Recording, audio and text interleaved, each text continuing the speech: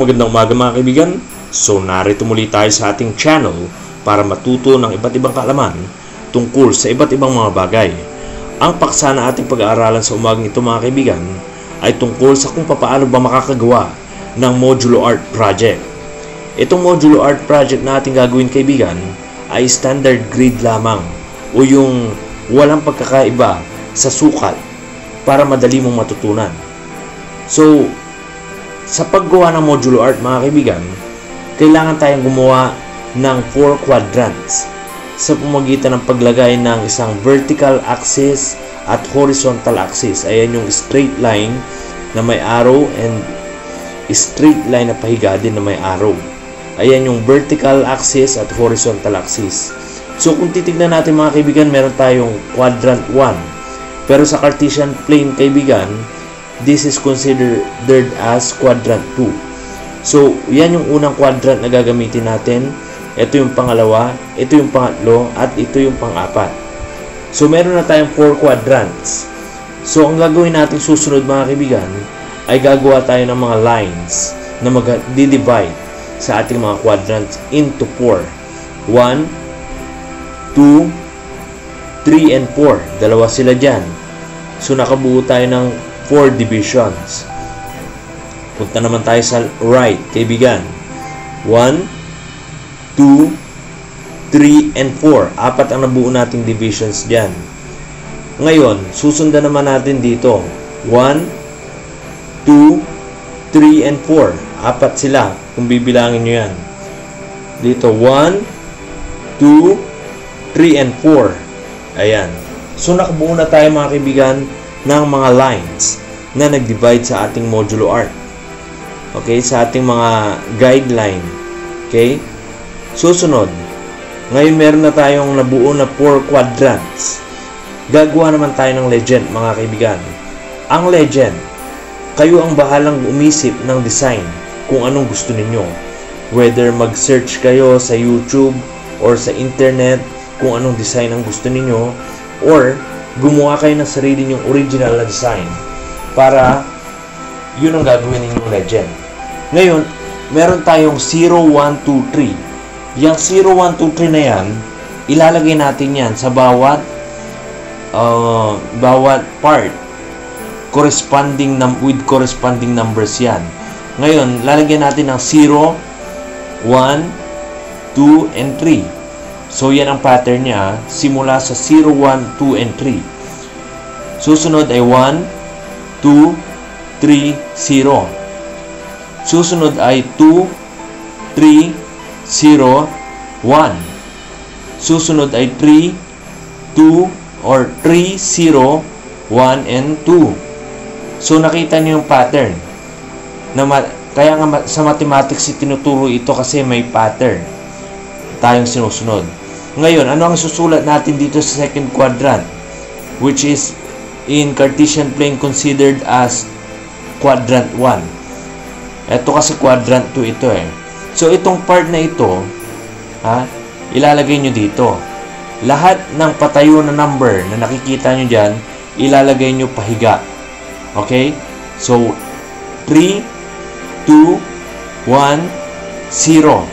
So, nakita nyo yung pattern Yung patayo na mga numbers naging pahiga.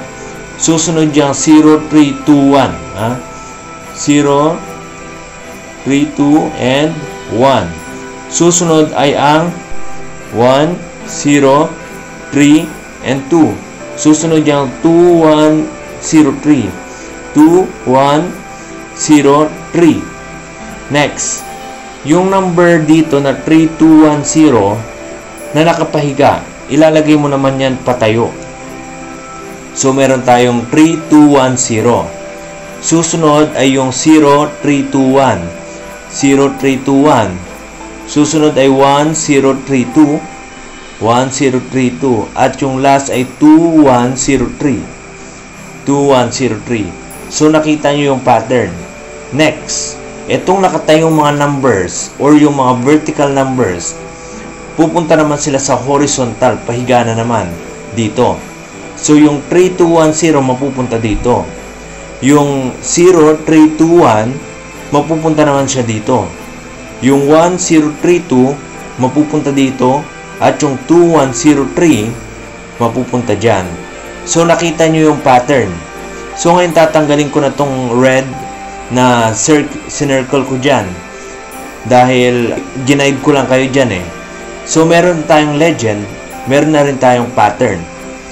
So, ang gagawin natin mga kaibigan, dyan sa unang quadrant na ginagamit natin, dyan sa upper left side ng ating quadrant, ilalagay natin lahat ng 0. Diyan tayo magsisimula. So, 0, 0, 0, and 0. Lahat ng 1 naman, kung ano mang napili yung design, ilagay nyo rin dyan. 1, 1, 1, and 1. Nakita ninyo?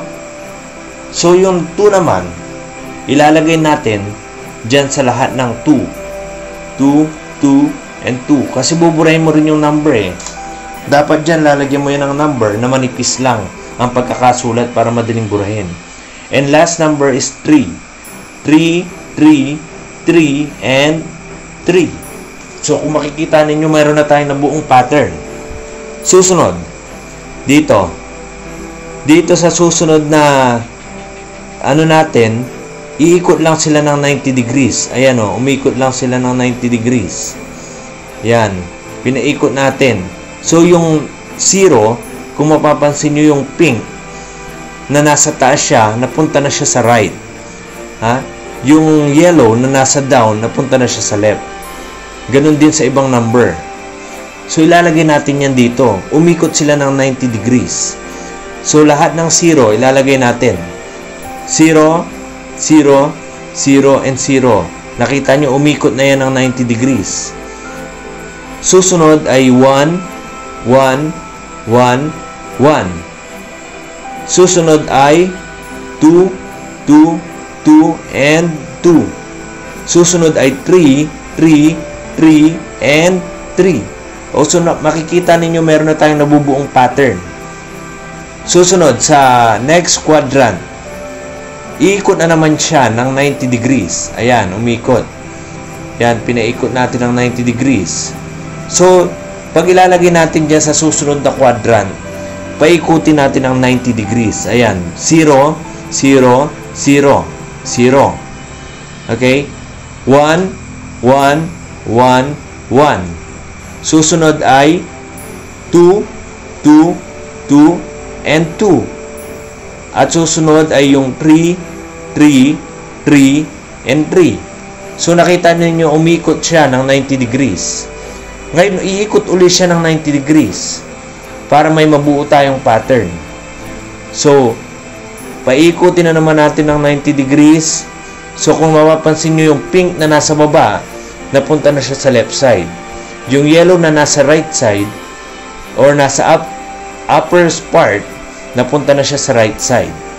So, ilalagay natin siya sa last quadrant na paglalagyan natin. So, 0, 0, 0. 0.